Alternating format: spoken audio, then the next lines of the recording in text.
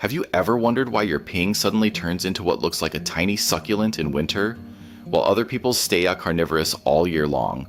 Well, today, we're putting that to the test. I'm comparing a windowsill ping that went fully succulent this winter to pings that have been living their best life under grow lights.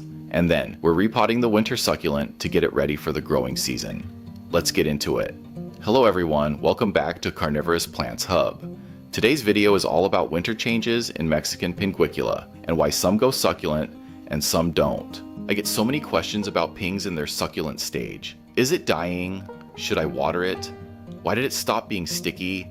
Did I do something wrong? So instead of just explaining it, I thought I'd show you. We're going to compare a ping that's been sitting on a chilly west-facing windowsill all winter versus pings growing under consistent grow lights that never entered succulent form. Same genetics, same original plants, totally different winter outcomes. This here is a Pinguicula Sethos. I bought 2 of these about 3 years ago, and every ping you're seeing today has been propagated from those original 2 plants.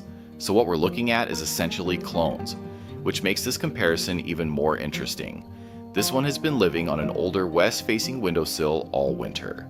Because it's an older window, it lets in a bit of cold air. It also gets significantly less light compared to summer.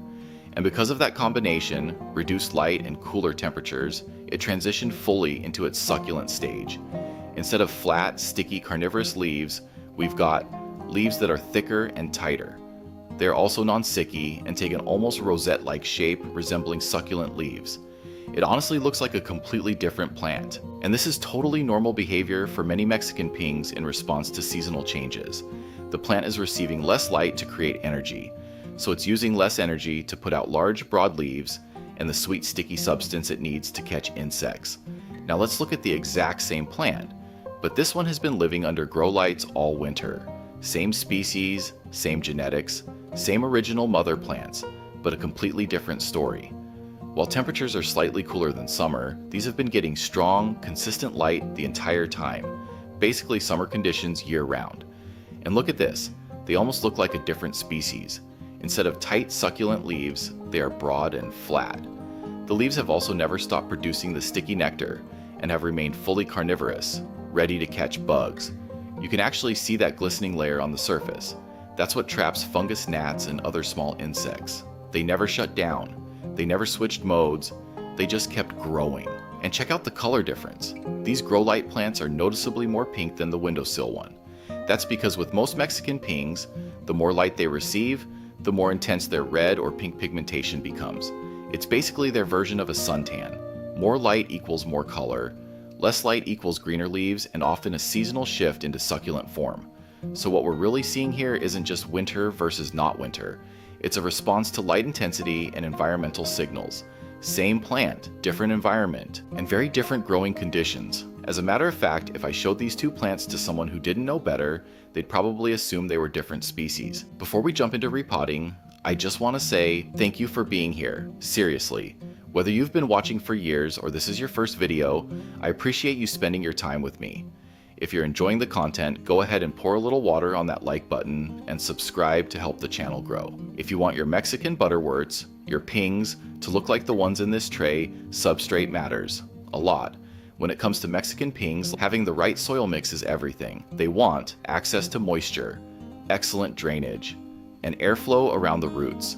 They do not want to sit soaking wet.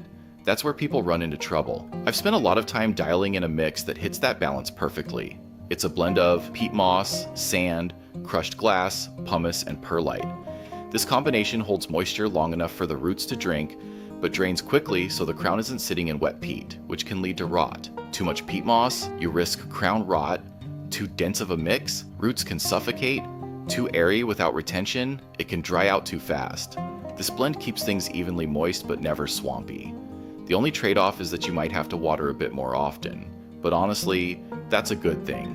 It means the roots are getting oxygen, and pings love that. If you want to try the exact mix I use, you can grab it over at carnivorousplantshub.com. It's available by itself or in full repotting kits. And don't just take my word for it, there are hundreds of reviews from growers who've switched and seen the difference. Link is in the description and pinned comment. Here's the mix. You can actually see the texture. It's chunky, gritty, and airy. That structure is intentional. With pings, especially Mexican varieties, the biggest enemy isn't underwatering, it's stagnant moisture sitting around the crown. By combining peat with sand, crushed glass, pumice, and perlite, we create moisture retention, fast drainage, high aeration, and minimal compaction over time. Again, the trade-off is slightly more frequent watering, but I'd much rather water a little more often than deal with rot. And your pings will thank you for it. Let's get this succulent stage plant out of its pot. One of the reasons I love pings is that they are ridiculously easy to repot. They have super shallow root systems. I mean, they practically just sit on top of the substrate. There's no deep root ball, no wrestling it out of the pot, no drama. You can usually just pop them right off the surface. Try not to do what I just did though. Launching it out of the planter is not a best practice I recommend. We're going for gentle lift, not ping catapult. Once you've got the plant off the substrate, I like to remove as much of the old mix as possible. Because the roots are so shallow and fine, this is usually pretty easy. Just gently crumble it away with your fingers. You don't have to be perfect. Just get most of it off so the plant can settle nicely into the fresh mix. This is also the perfect time to clean up the plant. See all this old brown undergrowth?